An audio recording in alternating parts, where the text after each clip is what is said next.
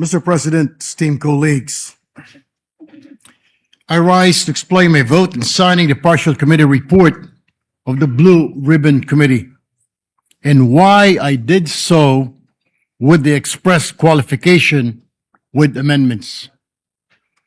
I affixed my signature not as an endorsement of every conclusion contained therein, but as a recognition that the report is, at best, incomplete. It reflects portions of the truth, but not its full measure. At the outset, Mr. President, let me be clear. I support accountability. I support the pursuit of justice wherever the evidence leads.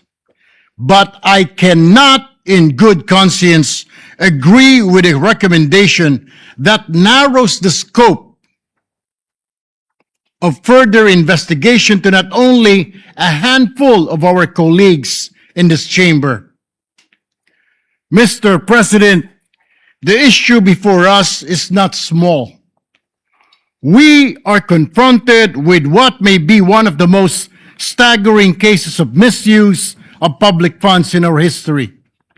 Funds intended for flood control, funds meant to protect lives, homes, and livelihoods. And yet, when the rain came, our people still suffered. The question is, where did the system fail and who must answer? Why then does the report appear to draw the line so narrowly? What happened to the more than a dozen contractors who were identified during the hearings? These are not incidental actors, Mr. President. They were recipients of public funds. They implemented or failed to implement these critical projects. If there were irregularities, if there was overpricing, substandard work, or ghost deliveries, surely accountability cannot stop at public officials alone.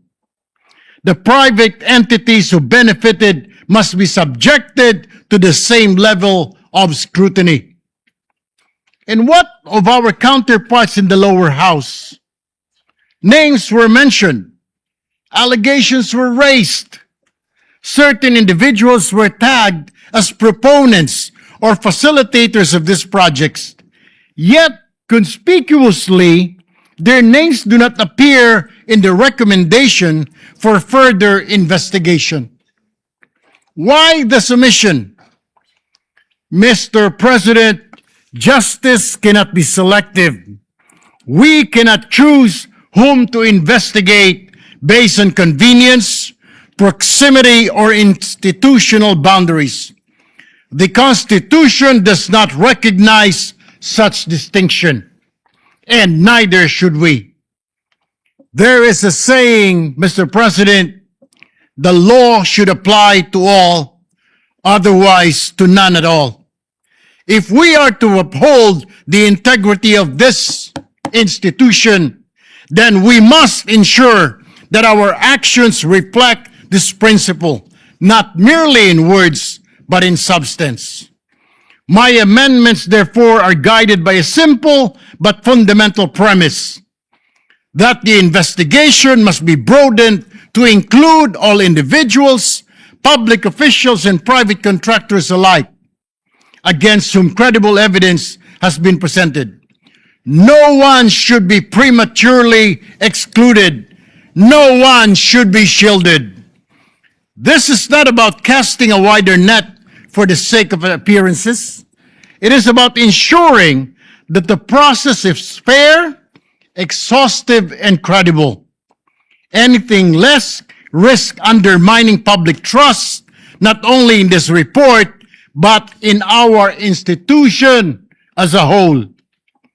Mr. President, our people are watching. They expect us to rise above partial truths and incomplete accountability. They expect us to pursue justice without fear or favor.